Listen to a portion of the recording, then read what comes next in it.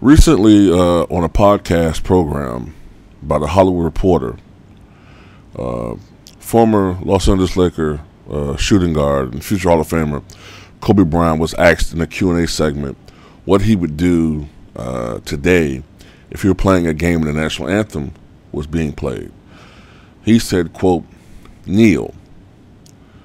And he was also asked later on what he would say to Donald Trump right now if he could speak to him one-on-one. And he said, quote, to serve and not lead. And I have to give a shout out to Kobe Bryant for keeping it 100 on this issue.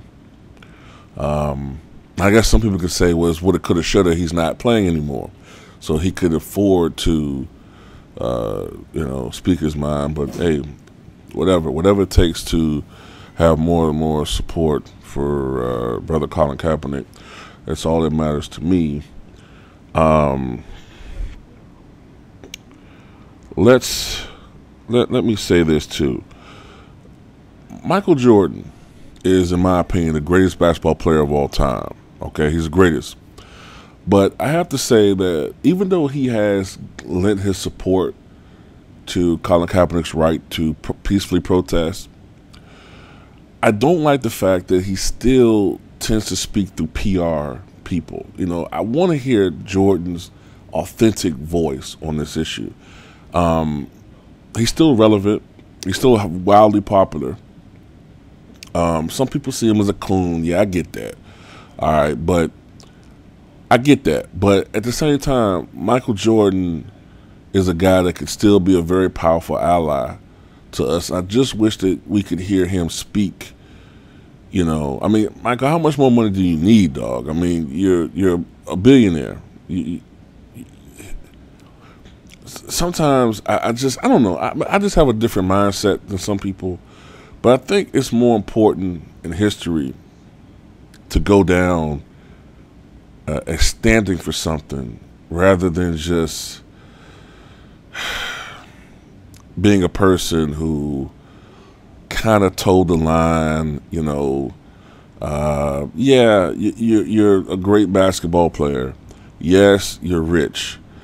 But some of those things are going to be forgotten as time goes on. Muhammad Ali will always be remembered. He'll be remembered fondly 500 years from now.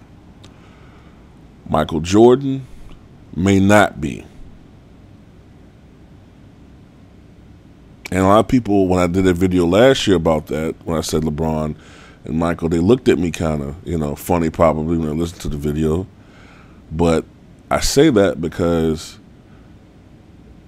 history and to go down in history requires historic things. It requires you to dare to be great. Now I'm not talking about on the court. I'm talking about on a greater scale, in a greater scheme of things. I'm talking about the world. I'm talking about changing the world, changing society. That's greater than anything you do on an individual basketball court. At least that's how I fucking think, okay? And that's where I think Michael has fallen short sometimes, most of the times. Michael needs to step up on that aspect. And I want to say this, too, in conclusion.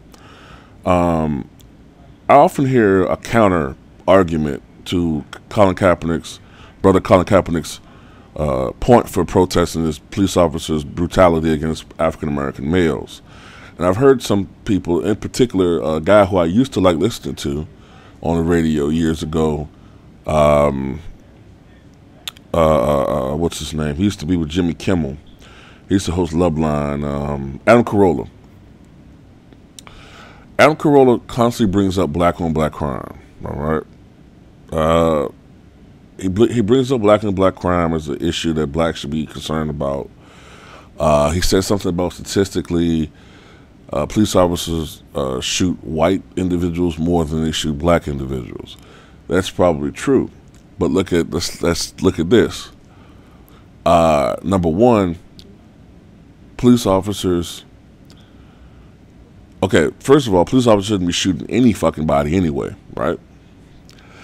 Number two,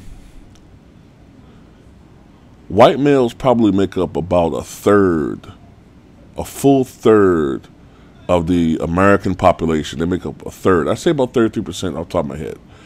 Black men make up only 6% of the population. But I guarantee you, the white men who are killed by police officers are killed because the police officers have no choice but to do what they do because their lives are being put in danger. They're probably a situation like we just saw in Las Vegas with a mass shooter. There's probably a situation where it's a hostage situation, all right? And the police officers feel like they're in danger. It's a situation where the individual is brandishing a weapon. He's charging at the officer with a full weapon. He's probably in a physical altercation with the police officer, okay? Black men, we get shot for making a wrong turn, selling loose cigarettes, leaving stores with Skittles and iced tea, selling weed, getting into a simple verbal altercation with the police officers.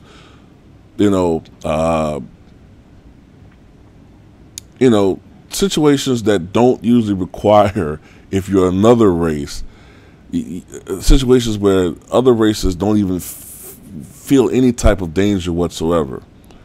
That's when black men in particular get killed by police officers. That's the difference.